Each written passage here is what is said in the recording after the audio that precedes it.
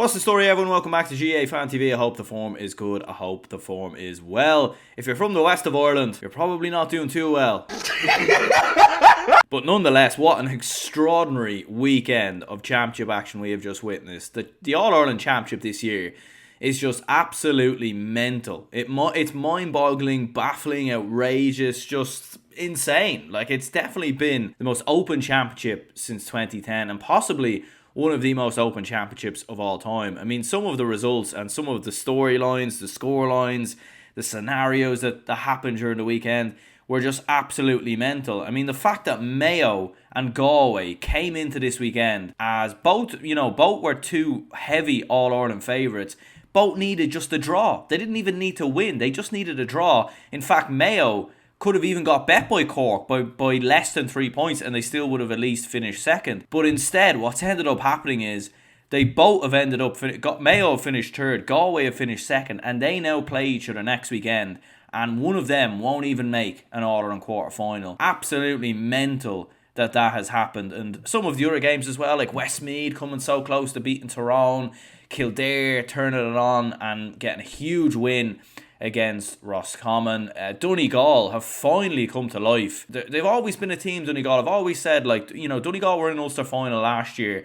A couple of years ago, they won Ulster Championships. They are a good team. They just needed to click. And the group stages has 100% worked for Donegal because they've gradually got better game on game. And in my opinion, against Tyrone next week, obviously we're not here to preview those games today, but I think they have a serious chance going into that game. One thing I will say straight away is that the All-Ireland group stages, I made a video about a year ago or so titled "The All-Ireland Championship is going to be a mess" or something along them lines. I'll put it on screen now. Interesting enough, in the thumbnail of the video, I actually accurately predicted that Mayo, Cork, Louth and Kerry would end up in the same group, which is a rare win for me. But yeah, in that video I basically talked about the group stages and mentioned that I thought there was going to be a lot of meaningless games and it was going sort of the long way around to the All-Ireland Championship.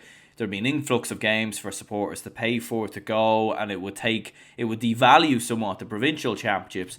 I have to say, to be honest with you, I think I might be wrong. I'm always open-minded and I'm always open-minded and sort of, have the humility in myself to admit when I'm wrong. And I have to say the group stages have been brilliant. They've been absolutely brilliant. They've been hugely entertaining. They've all gone down to the wire. There hasn't been a huge amount of formalities. Kerry beating Louth, Dublin beating Sligo, Derry beating Clare. But even at that, Derry Clare was competitive, even though it was in some ways a dead rubber. And they were really, really good games. Really entertaining, went down to the wire. So much to play for. Westmeath, we thought were going to get, beaten every week quite comfortably. That did not prove to be the case. Westmeath could have actually possibly won this group on another day, which is mental. It's been really, really entertaining. And whether that's because of the group stages themselves, whether that's because of the fact that there's not a lot of the contenders just seem to be very inconsistent at the best of times this year, or whether it's a culmination of both. Maybe the fact that teams are getting more games, they're learning more, and they're becoming better. And one thing that we will say for certain is that the gap between sort of I would say top 8 in the country and the teams below is narrowing week on week and year after year. And I think we're getting to the stage now where teams like Cork, teams like Kildare, teams like Donegal, who, yes, were a contender a couple of years ago, but certainly wouldn't have been contenders on the basis, of what we've seen in the league. Those teams have caught up on the rest, and all of a sudden now it's goodness me, who knows what's going to happen in this championship? It's crazy. Anyway, let's crack on to the weekend's action then, and we'll start with Group 1. And going into Group 1, the scenario was fairly simple. Kerry needed to obviously beat Louth to give themselves the best possible chance at finishing in first, but of course if Mayo, at the very minimum, at least got a draw versus Cork, that would mean that they would finish in first and Kerry would have to settle for second and Cork would have to settle for third. Now, it was an unlikely scenario where Louth could, of course, go and beat Kerry, and if Cork bet Mayo, that would actually mean that Kerry would have been out of the championship, which, sounds kind of crazy considering obviously the results that we very well know. Speaking about the Kerry game, first of all, just to get it over and done with, Kerry absolutely turned it on here, 5-24 to 11 points. Kerry looking like their vintage selves. I mean, David Clifford scoring 2 goals and 4 points. Fantastic performance from him. Very good penalty as well. Loved the little stutter run-up that he did. Sean O'Shea really turned it on. 1 goal and 8 points. Won 4 from play in total. So good to see him sort of coming back to his best, because you feel like Kerry, you know, they need Sean O'Shea to be at his best. If they're going to win the All-Ireland this year, he needs to be in peak form. And in fairness, he really did turn it on in this game. Paddy Clifford obviously back scoring 1-2, which was good to see. Tony Brosnan getting on the score sheet. German O'Connor, who the hell is that? German O'Connor scoring 3 points. Mike Breen with a goal. Tom O'Sullivan and Darragh Moynihan all getting on the score sheet as well. It was certainly grim enough from a Louth perspective. Like, I think they were 3-19 to 3 points down. You know, at one stage in the second half, and the scoreline did not look pretty for them whatsoever. And I think for Louth, like, it's a disappointing way to end what has been a very good season for Louth. Like, the fact that they were as competitive as they were against Mayo a couple of weeks ago, and even against Cork as well. Like, they nearly won that game, in fairness. And obviously getting to a Leinster final, being as competitive as they were in Division 2 of the league. It's been a very good season for Louth. One thing you would say is, though, that Louth are very defensive, as we very well know. They set up, with every man inside their own 45. The problem for Louth is that once that system gets exploited, or if they come up against a really good team like Kerry and Dublin, were both really at it on the days that they played Louth, and once Louth go 5 or 6 points down, there isn't a plan B, and it just feels like it just gets all a bit chaotic, and it's almost like it kind of looks like a boxing match where the fighter's been knocked out, and you just need to call the game there, because Louth just did not have they don't have another game plan for that. And I think, it's been a brilliant season, but if Louth want to kick on even further and evolve even more, like, I'm not too sure if they can go any further than what they've done this year. But if they do want to progress, they probably will need to evolve their game a little bit better and a little bit more. But in saying that, to go from Division 4 to Division 2 and to be a Sam Maguire team, I think you have to give credit to Mickey Hart and Louth. And they're more than capable of being a Sam Maguire team again next season as well. I think they've proven that. Good younger players coming through, like Darragh McConnon and McKeown as well. And does this mean that Kerry are back? Well, to be fair, I don't think they were ever gone in the first place. I think, as Jack O'Connor said, I think maybe Cork are a lot better than what we think, and maybe Kerry actually done quite well to come out of that with the victory. And I think at the end of the day, like, this year's championship, it's a marathon, not a sprint. And at the end of the day, Kerry's defeat at home to Mayo is irrelevant now. It means absolutely nothing for either one of those two counties. It might maybe play a factor if they have to play each other again at some point later in the championship, because, Mayo will know that they have what it takes to beat Kerry in a big championship game. But for Kerry, they've definitely never gone, like, again, would you get entirely carried away with this win? Absolutely not. Still a lot for Kerry to work on. They didn't concede a goal in this game, but they did concede 3 big goal chances in the first half. And again, I feel like Kerry, it's kind of similar to Dublin. I think in a quarter final, where they're most likely get another strong team, that's really then when we'll see, in Croke Park in a big game,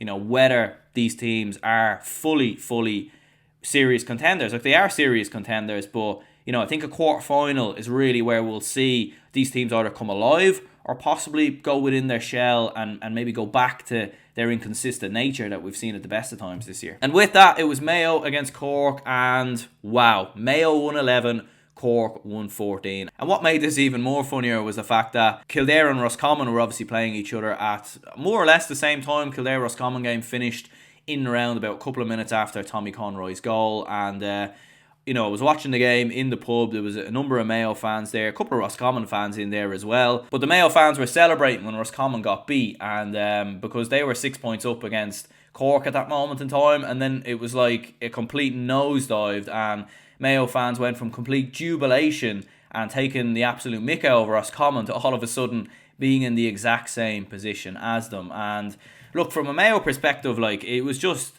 bizarre, because they always looked in control of the game up until the final 10 minutes. Like, it was like the first half was fairly brutal. I mean, 4 points apiece at half time. Really poor stuff in the first half from either side. Cork, though, like, you have to give Cork so much credit, because they're a team that, like, they went from a couple of years ago, they were that type of team that in the final 15 to 20 minutes they fall away. They just completely fall away. You could see they always had crafty, good players, and they'd look good on the eye. but physically they were always poor, and mentality wise you felt like they could always be on the end of a bit of a baiting. But this Cork side have proved they have what it takes to stick with any team in the country, and like that was the thing with Mayo, is that they just kept themselves alive. They just stuck in the game, and like Brian Hurley, I think he went off with an injury, wasn't playing his best football, and he wasn't in brilliant form. Cork looked like they were struggling to get any forwards or any shooters into the game, and Mayo just looked like they had a bit more control without overly dominating. Tommy Conroy comes on at half-time, gets himself that goal. Mayo, on the 56th minute, lead Cork 1-11 to 8 points, and you're thinking at that moment in time, Mayo surely now are going to see this game through. This is going to be too much for Cork to turn it around. But Cork then went on to score 1-6 without reply to win the game by 3 points. And that was exactly what they needed, because they had to win by 3 points in order to take the second position on score difference. Wow. And the man to praise was none other than Stephen Sherlock. And I don't know what's been the situation with Stephen Sherlock this year. He's been very in and out of the team. He hasn't looked at his best. I don't know if it's been injuries or what's entirely gone on there, whether it's been fitness, but he came on and made an incredible impact. I mean, he scored 1-5 from the bench, which is just absolutely extraordinary. A couple of wonderful points. He obviously scores the penalty as well. Was that a penalty? I don't think it was, to be honest with you. I think it was actually quite soft.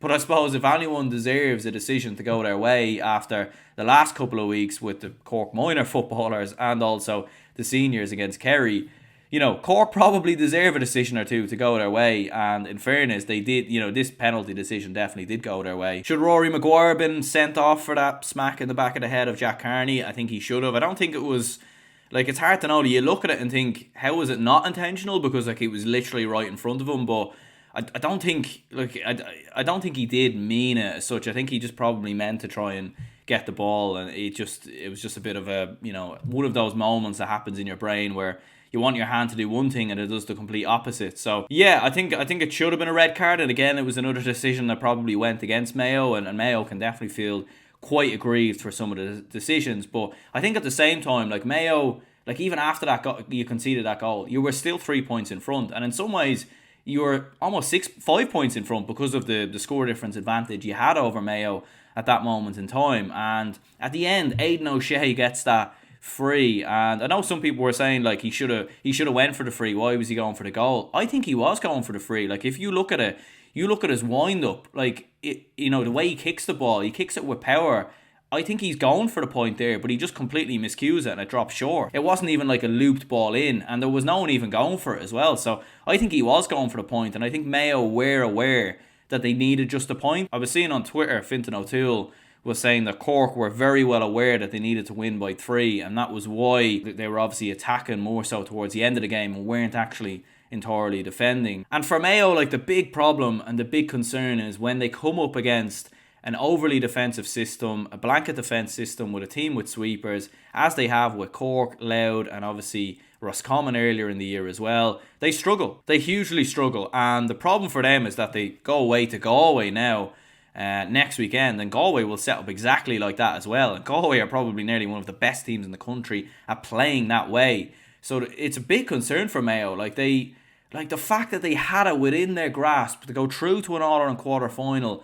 They would have, I don't think there could have been repeat parents, so they probably would have avoided Kerry, would have avoided Dublin, Armagh, Derry. They would have avoided so many teams, and now, they're going to have to do it the hard way. And I feel like with Mayo, they just always do it the hard way. They just love doing it the hard way. They just do. And the crazy thing is, you wouldn't bet against Mayo now going all the way to an All-Ireland final again, because this is just what they do. It's just crazy. And the fact they're playing Galway next week away from home probably actually suits them better than playing someone like a Kildare, because it's a game that they'll get up for, and it's a game that they'll, I don't know if there is a favourite for that game, but yeah, I mean, absolutely mental stuff from a Mayo perspective. For Cork though, I genuinely do believe that Cork are serious dark horses for an All-Ireland now, in my opinion. People might say that sounds a bit over the top, but they nearly bet Kerry, they bet Mayo, they nearly bet Dublin earlier in the year as well.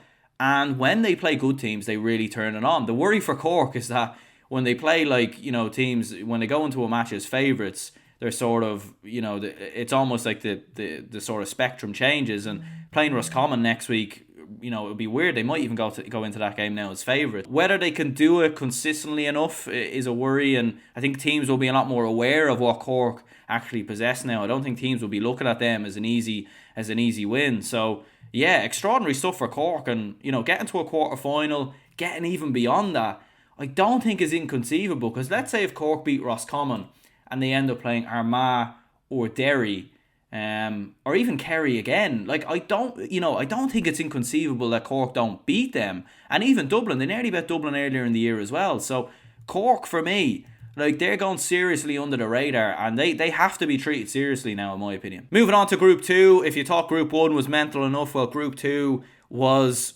more than mental. Going down to the final kick in either match, it was down to the wire. Anything could have happened here. Westmeath could have went through, Tyrone could have went out, Armagh could have went out, Galway wouldn't have went out, but they could have finished as low as third if Tyrone had won. It just absolutely mental stuff altogether here. But you have to say, fair play to Armagh. I mean, it's been a tricky year for Armagh. They've had a lot of setbacks. If you look at the last 12 months, losing to Galway on penalties, getting to an Ulster final to lose on penalties, getting relegated from Division 2, all the disciplinary issues, which to be fair has been their own fault. They only have themselves to blame for that. But I think Armagh have had setback after setback, and it's probably been tough being an Armagh fan in the last year.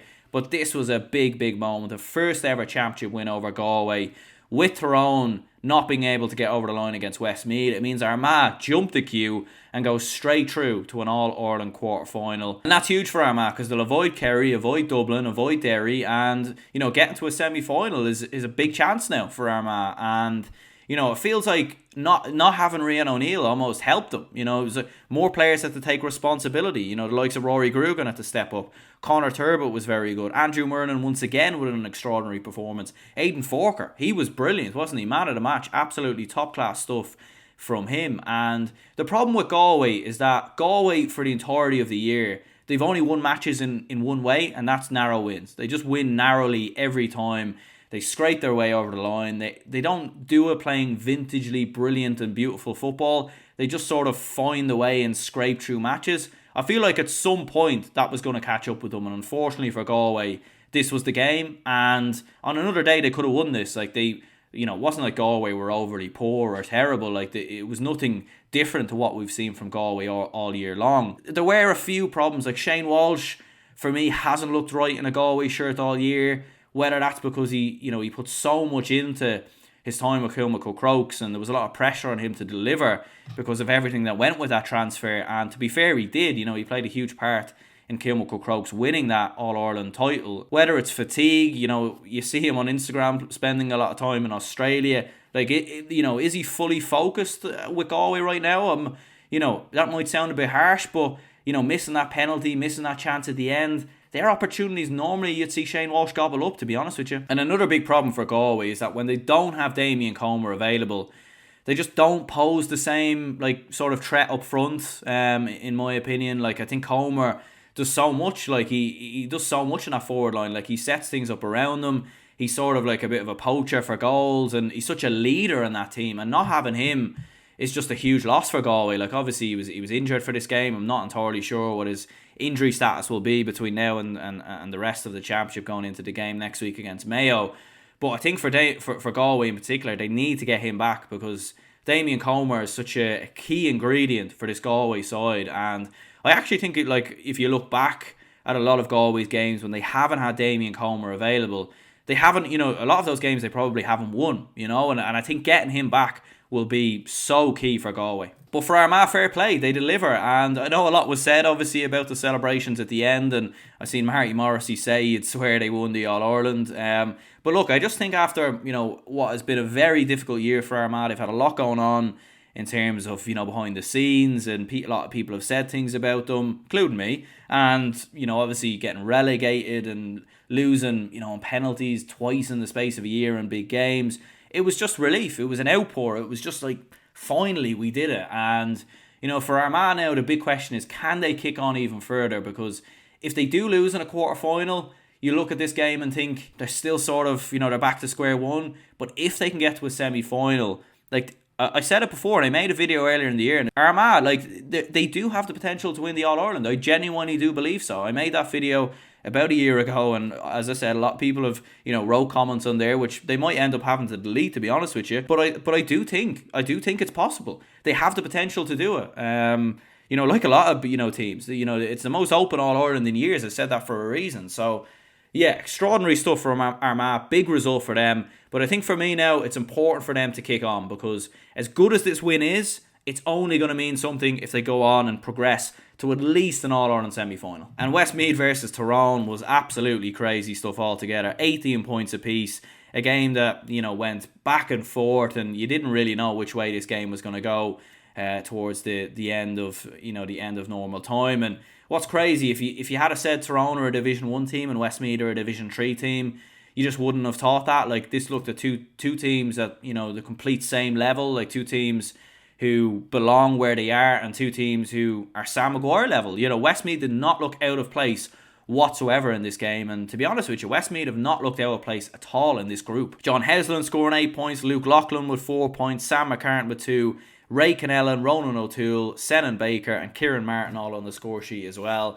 A fantastic performance from a Westmeath perspective. Like, that John Heslin miss right at the end from that free, you more often than not see John Heslin pop them over. And like, for Westmeath, you just feel so sorry for them. Like, they've done so well. Like, I feel like they deserve some sort of like pat on the back or something, because like they've done so well in this group stage for making it more than competitive than what we thought, and proven that they're a good team, and they need to get out of Division 3 next year now. Like, they need to get out of there. They're better than Division 3. They're much better than there. And like, you look at some of the performances in division in this group stage, and you think, how did they throw a 10-point lead away to Louth? How did they lose to Down earlier in the year? How did they knock it out of Division 3? Like, they're an odd side at the best of times, but they've a lot of very good forwards. They've a lot of very good players, and I think for Westmeath, like, they need to kick on now into next year. They've got a good group of players, but they need to make it count, and they need to try, get a bit. I don't think anyone was expecting them to do anything major, like get to an All-Ireland semi-final or win it or anything like that. Well, they've proven they can compete, and they've proven that, getting to a Leinster final, as long as they avoid Dublin, along the way, is more than possible for this Westmeath side. So I think Westmeath can be very happy with their performances in this group, but I think now it's about kicking on next year. And for Tyrone, like, it's just, Tyrone just haven't looked right all year at the best of times, have they? Like, the problem with Tyrone is that, like, the vintage Tyrone, or the Tyrone that we all think of when the name Tyrone comes to mind, is a team who, is very well organised defensively. Their attackers track back. In the past, like when Tyrone won that All-Ireland in 2021, you'd see Conor McKenna make a goal line clearance. Colin McShane would be tracking back. Noel Sludden, he was the one actually with the goal line clearance. Like, you'd see the attackers track back and be defensive. The problem is with this Tyrone side is that you don't see that at all. Like, their attackers don't track back. They look wide open defensively at times. Their tackling seems to be poor. There doesn't seem to be intensity in the way that they defend. There doesn't seem to be a huge amount of structure about how they play. And if it wasn't for Dara Canavan, they would have got bet. And fair play to Dara Canavan. Like, he's been Tyrone's best player this year, in my opinion. 10 points from him. I wouldn't normally associate him as a scoring forward, a man who's going to score like 10 or 11 points in a game, but in fairness, he did. He was really, really impressive. Very, very good performance from him. Obviously, Darren McCurry didn't start. He didn't feature either, so that was a bit of a blow from a Tyrone perspective. But yeah, a big setback. One thing I would say actually is that scenario where Con Kilpatrick was running through on goal, and I think it was Kevin Maguire who pulled him back. Like, that was given as a yellow card, but like, if you actually see the replay of that scenario, and I'm sure people would have seen it on the Sunday game or maybe even on Twitter, like, Con Kilpatrick was running straight through on goal. It was the most obvious goal chance you would ever see, and he was dragged back, like, clearly, like, hitting the head. People were saying it wasn't a black card because it wasn't a deliberate pull down or a trip. I mean, does it matter? Like, he clearly stopped the goal scoring opportunity. Like, how was that not a black card and a penalty? Like, if the Paul Gainey one is a penalty, how is this not a penalty? Like, it was bizarre to see that, and I think that's the most frustrating thing for fans at the moment, and people in the GA community in general, is that, like, you're getting so many, like, inconsistent decisions from referees. And I think Tyrone could feel a little bit hard done by there, to be honest. It was in a key moment in the game. They would have got a penalty, and Westmeath would have been down to 14 men, and Tyrone probably would have went on to win the game. So again, it's another decision that had a big impact in a game. I think a lot of these decisions sometimes balance themselves out. But I think, Tyrone can feel pretty aggrieved by that, in fairness. And I think generally there's been so many refereeing decisions this year that have just been very poor. Moving on to Group 3 then, and going into this group, it was, pretty straightforward really going into it. It was basically between Dublin and Roscommon. Whoever won the games by more meant that they would finish first. The other team would finish second. And whoever lost the least between Kildare and Sligo would finish in third. But in came Kildare, who said, I'm going to absolutely mess this plan completely up. And they went and bet Roscommon 116 to 115. Wow, I made the match reaction obviously yesterday, discussing the game, and if you want to see me discuss it in more detail, you can have a look there. But what a performance by Kildare. And Kildare are that team that, as I've said before, they have potential to kick on and be, not an All-Ireland contender, but a team that can get to a quarter-final, or a team that can, possibly even win a Leinster Championship. I don't think is inconceivable. Got a lot of very good young players who've, made the breakthrough in the last couple of seasons, like Daniel Flynn, Ben McCormack, Dara Kirwan. Obviously, Daniel Flynn's been around a while, but they've got, a lot of great players, and their physicality around the middle is very good as well, in fairness, with Kevin Feely, Neil Flynn, and obviously Alex Byrne, who, what a finish that was on his right boot. A finish that would make Ronaldo proud. Brilliant goal, in fairness there from Alex Byrne. Took it first time on his right boot, outside of the right boot. And Kildare, they done very well. They were really, really well organised. They went down to 13 men, and you thought, Kildare are just going to implode a little bit here. But in fairness, they only conceded 1-3 in that time, which I thought was impressive. And for Roscommon, as I said yesterday, Roscommon are that type of team. This feels very similar again to what we're used to seeing with Roscommon, is that Roscommon are on the brink of an All-Ireland quarter-final. They're on the brink of getting to the last 8 of the All-Ireland series, and then they just completely flop against the team they're expected to be. A bit like last year against Clare, and that's what's happened here against Kildare. And honestly, going away to Cork next week, that's going to be very tough for Roscommon now. And you wouldn't have thought that a couple of weeks ago, especially after their performance against Dublin. And what's mad is that, I feel like Roscommon nearly played better in this game in terms of an attacking sense than they did in that game versus Dublin a couple of weeks ago. But Roscommon were just caught open defensively, and I thought they were caught a little bit flat-footed by what Kildare brought to them, and it took Roscommon a while to get going. And I think that was the problem, was that they left themselves with a lot to do early on, and they had to work so hard just to go back in front. And Kildare just kept in it. And Kildare have great forwards. They always, as I've said before, this team have good players. In Division 1 last year, very competitive. They've just had a very inconsistent and poor year, and it's not a reflection on these group of players. I just think there's obviously been an issue maybe with management, or things behind the scenes, or preparation hasn't been right. I'm not entirely sure, but in fairness to Kildare, you have to give them massive credit here. The future is bright for Kildare. Under 20 players coming through. The future is bright for Kildare, and if they could go and beat Monaghan next week, that would be huge, wouldn't it, for them to get to a quarter final. What's mad is that Kildare, they beat Roscommon to finish second and get a home preliminary game, but then they're not going to be at home because obviously Newbridge is under construction. The 1 year they had Newbridge under construction, and I'd say Glenn Ryan's face if he finds out Kildare and Monaghan have to play in Croke Park. He's going to be absolutely furious, isn't he? To be fair, it will be Kildare's home game, so they'll probably have a say in where they want to play the game. Tullamore, considering they obviously just beat Roscommon there, they might decide to take that game in Tullamore. They might go back to Nolan Park again as a home venue. I actually don't think Croke Park is the worst decision in the world from a Kildare perspective. They do have more familiarity with Croke Park than Monaghan, and it will be good preparation before an All-Ireland quarter-final should they come through it. And Monaghan's championship record in Croke Park isn't exactly brilliant either, so you could argue it would probably suit Kildare even more. So it'll be interesting to see what happens there, but nonetheless, a great win for Kildare. And for Dublin, they took care of business against Sligo, 3-23 to 8 points. And with everything that was going on between Roscommon and Kildare, it became fairly certain that Dublin were going to win this game and in the process win the group. And that is exactly what happened. I was keeping an eye on this game on Scorpio, and I have since watched the highlights. The opening 20 minutes seemed a little bit unusual. Sligo were leading 3 points to 2, and you were kind of worried,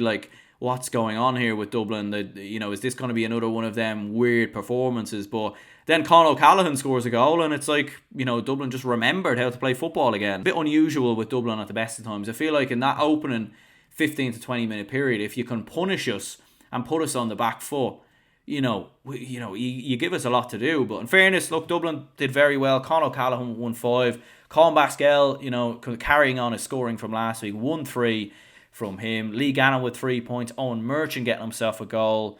Paul Mannion, who came on, got 2 points as well. Brian Howard on the score sheet. Kieran Kilkenny with a point as well. Paddy Small with 5 points. Sean Bugler with 2 points. There was no Dean Rock in this game. Whether he's just been rested for an All-Ireland quarter-final, or I suppose he hasn't always been starting anyway, so whether he would start quarter-final regardless of injury concerns, I'm not entirely sure. But Jack McCaffrey coming off the bench was obviously good to see as well. And yeah, look, great win for Dublin. Again, for Sligo, I don't think this defeat is a reflection on their season. To even get a point in this group was very, very impressive. And, Sligo have shown that they're not a million miles away from competing, with the likes of Roscommon, Kildare, maybe those teams who are sort of underneath the big contenders. To be fair, I think Roscommon are a big contender. They're just unusual at the best of times, Roscommon. But yeah, I think it's not a reflection on their season. It's a disappointing result, but going into Division 3 next year, the main thing for them will be to be competitive. I don't think promotion is a necessity for Sligo, but I think steering clear of any relegation worries will be important for them. And I think for Sligo, it's been a good experience for them to be in this All-Ireland group stage, and with the underage success that they're having at the minute, Sligo could be onto something in the next couple of years. But disappointing result for them, but certainly not the end of the world. Moving on to Group 4 then, it was Derry 119, Clare 113, and Donegal got the better of Monaghan as well. And for Derry and Monaghan, it was sort of in a similar light to the last group in Roscommon Dublin. It was basically who was going to outscore each other by the most, and Donegal again decided to upset the party. But looking at the Derry-Clare game, first of all, just to get this one over and done with, another fantastic performance by Shane McGuigan, 9 points, 5 from play, once again producing another big performance. I seen Paul Flynn yesterday say he's the best footballer in the country. I don't think to be fair, I don't think he actually meant to say he is definitively the best footballer in the country, but in terms of form, I think he's been the footballer of the year so far. In my opinion, he's been absolutely fantastic. And for Clare, look, I'm sure they would have known coming into this game. I'm sure Com Collins probably would have told the lads that this will be, his last game in charge. And Clare gave it a good rally, they led early on. Emmett McMahon, good performance from him, 1-6. Got a goal, obviously, in the first half. Jamie Malone with a couple of points as well.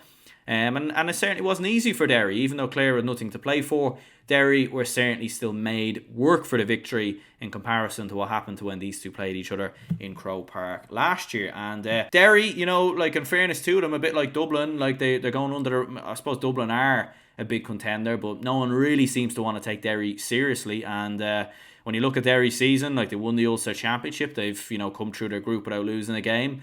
Their only defeat in the entirety of the year came against Dublin in a Division 2 final, a game that essentially meant nothing because Derry were in fact already promoted. So yeah, Derry are serious All-Ireland contenders. Let's not get this twisted. And the fact that they're going seriously under the radar, I think benefits them hugely. And obviously the big question with Derry will be, can they put the Croke Park, I wouldn't say voodoo because they beat Clare obviously there last year, but will their style and system be suited to Croke Park? What I would say is that since Rory Gallagher has left and Kieran Mean has obviously been the man in charge, I have seen Derry look a lot more attacking, and whether that's a slight change or what's going on, but Derry do seem to be a lot more attacking. They are scoring more now, as a matter of fact, under Kieran Mean than they were under Rory Gallagher. So that might actually suit them, possibly going into Croke Park. But great win for Derry. Obviously for Clare, Com Collins, as we know, stepped down as Clare manager after 10 years in charge. I just want to say, what a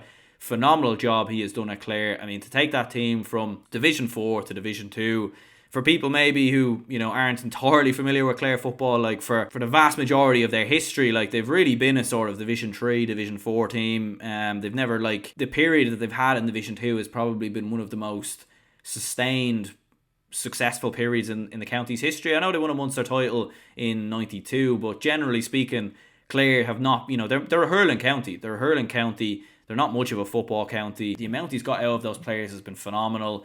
You've seen Owen Cleary's tweet saying that, we don't play for Clare, we play for Colm Collins, and an extraordinary job that he's done, an incredible job that he's done. Probably is the right time to step away, in fairness. And it'll be interesting to see what direction Clare go in now and who they replace him with, and whether they can, carry on the success that they had under Colm Collins. It's interesting to see for Colm Collins, like what he does next, whether he is this retirement, or could he possibly go in and take another managerial job. He is a ex-Kerry man, and not an ex-Kerry man, he is Kerry man, he's from Kerry. You would often wonder, like, if Jack O'Connor ever stepped aside, would Colm Collins be a good fit as Kerry manager?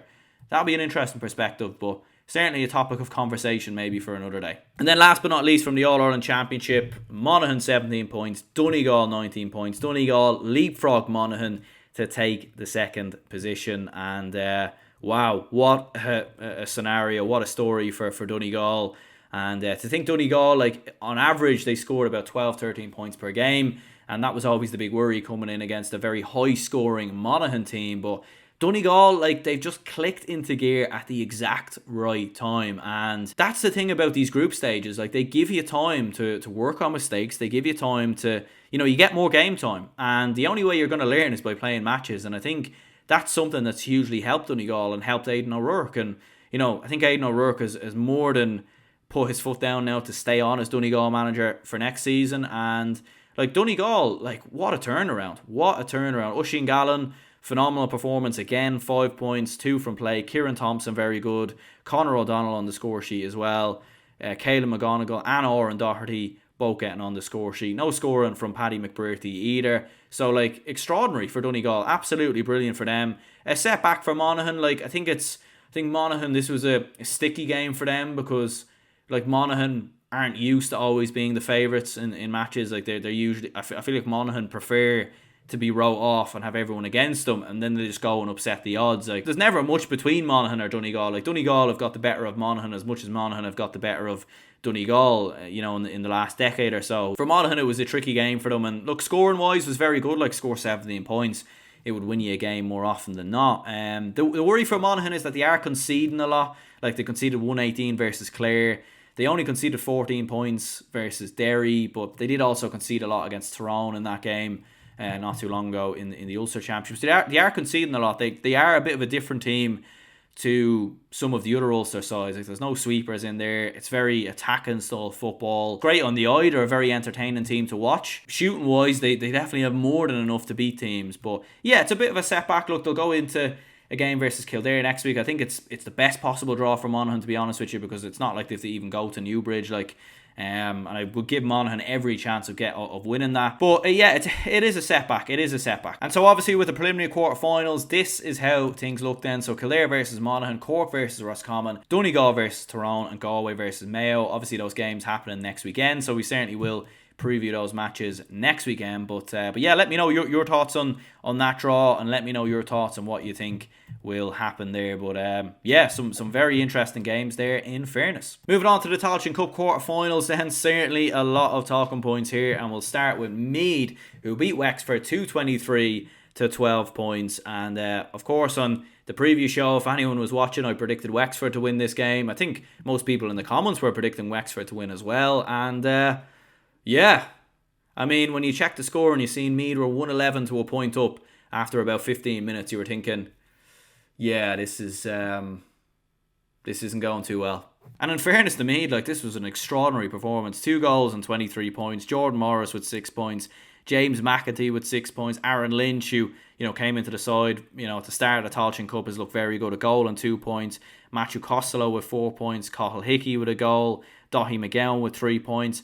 Very, very good performance from a Meath perspective. And in fairness, like, Wexford, they're an attacking team themselves. And I think when Meath play teams who play similar to them, it suits them, because, playing that sort of diagonal ball, like, they like to kick into the square a lot of the time. They play a very sort of, old school type kicking game. And I think it suited them in this match, because, if they do this against defensive teams, like they try to do against Down at times, those defenders will just gobble the ball up, and it'd be very hard for Meath to break through it. But in fairness, this is a brilliant performance by Meath. A setback for Wexford. Like, I think for Wexford, they've had a lot of games in a row. They've done very well to get to the quarterfinals. And I think the big thing for them next year now is just getting out of Division 4, because I think they've proven with wins against the likes of Offaly, a draw with Fermanagh, they're more than capable of doing something, and getting out of that division, in my opinion. So, big performance by Meath. And yeah, are they favourites now for the Tailteann Cup? I think they certainly have to be considered as that. And the main reason for that is because the favourites themselves, Cavan, who, came into this game as big favourites, they were bet down by 5 points. Cavan 15 points, down 117. What a story for Down. As I said before, I was at that Meath Down game a couple of weeks ago, and I could never have imagined that those two now could be very likely to play each other in the Tailteann Cup final, with the way that the Tailteann Cup semi-final draw has worked out as well. But an extraordinary performance from a Down perspective. Pat Havern with 5 points, Rory Mason with 4 points, Liam Kerr with 4 points as well. And from a Down perspective, obviously, a lot of younger players coming into that side, not many Kilcoo lads featuring in this match. So brilliant to see, and Conor Laverty's really got a kick out of Down. There's a real feel-good factor around the county. What a brilliant win that this was. And for Cavan, Cavan are just one of those teams. I felt like there's been that type of performance that's been coming all year for them. That was the reason why I thought Offaly would beat them a couple of weeks ago. And I haven't always been overly convinced with Cavan. I have always had my doubts and reservations with Cavan. And the one time I genuinely thought, right, I think Cavan now are going to kick on and win it. They go and lose. It's typical, isn't it? I mean, any time I predict something, the opposite happens. So, if you're a betting man, whatever you see me predict, just do the opposite, because that's probably what's going to happen. In fairness, I did predict Laois to beat Limerick, and they did do that. A late goal in that game, very much changing the tables. Colin Murphy obviously getting that goal. Limerick looked very good going down the home stretch with James Naughton and Hugh Burke doing the business there. But Laois, in fairness, done very well, and a bit of Euro 2016 Portugal vibes with Laois. They didn't win a game in the group stage, but now they've won back-to-back games to get themselves into the semi-finals. And much like Wexford, Laois, next season should definitely be thinking about getting out of Division 4, more than capable. But look, they've a Tailteann Cup semi-final coming up. And they're proving a very tough team to beat, and certainly for Billy Sheehan, he's got Laois playing good football.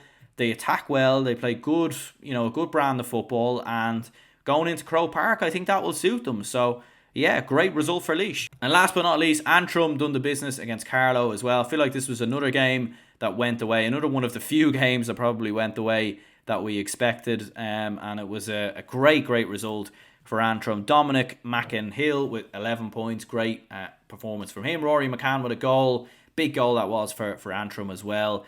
And they get the better of Carlow by 4 points. And it brings an end to Carlow's season. Very, good season in the end in the Tailteann Cup to get to a quarter-final. And for Antrim to get to a Tailteann Cup semi-finals and to be playing in Croke Park, not many people would have expected that at the start of the season. So an extraordinary job that Andy McEntee has done. And with the Tailteann Cup semi-finals, that means it will be Meath against Antrim and Down versus Laois. Those games also happening next week in Croke Park.